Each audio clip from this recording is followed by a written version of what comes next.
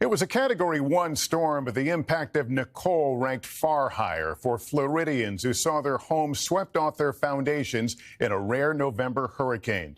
Tonight, evacuees from Florida's East Coast yearning to return to see if their properties are among those declared unsafe to enter after a pounding storm surge as high as 5 feet eroded the sand beneath them.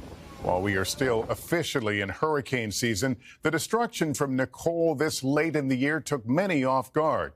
Tonight, the now weakened storm has exited Florida, but is being felt by millions of others. Heavy rain and tornado threats on a track tonight that extends from North Carolina to New England. Kerry Sanders joining us now with the latest. Kerry? Lester, officials say just here in Volusia County, damage estimates exceed $480 million. And that's just the property, not the contents inside people's homes. Today, residents who evacuated got a chance to come back to see this catastrophe for themselves. Today, Florida Governor Ron DeSantis visited the hardest hit areas. As the governor toured, police posting do not enter signs on 24 condos and hotels and also on 40 homes. Where do you live? Right here. And you can't go home. I cannot go home. Deborah Taylor unsure when or even if she'll ever get back into her condo. How do you feel right now? Numb, scared, but hopeful. The 5-foot storm surge, combined with an unusually high tide, undermined foundations built on sand. The waves crashed down, smashing anything in its path. But what no one saw was the undertow, sucking the sand out from underneath the buildings. The question, are the pilings deep enough to still support the structures? During Nicole, deep in one of the building's underground garages, seawater driven by those waves began to wash in. David Marsh works at one of the now closed resorts. This whole backyard was my pride and joy. I enjoyed taking care all the way down to every last blade.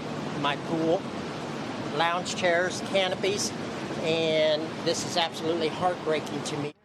Adding to the safety worries, last year a 12-story oceanfront condo in Surfside, Florida, collapsed, killing 98 people. Forensic engineers say the Surfside disaster is now part of any calculation. So I would think, especially after Surfside, that everyone would err on the side of caution. By state law, newer buildings are not allowed to have seawalls, only sand dunes. But those dunes that were here washed away during Hurricane Ian 6 weeks ago.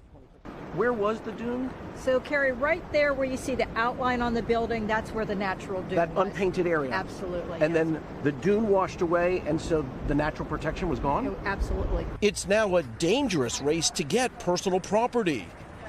This unit has moved an inch since we were here an hour ago. Inspectors taking pictures to document damage, warning residents don't take the risk.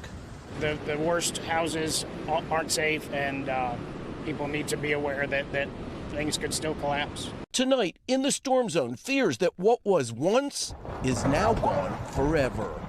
Kerry Sanders, NBC News, Daytona Beach Shores. Thanks for watching our YouTube channel. Follow today's top stories and breaking news by downloading the NBC News app.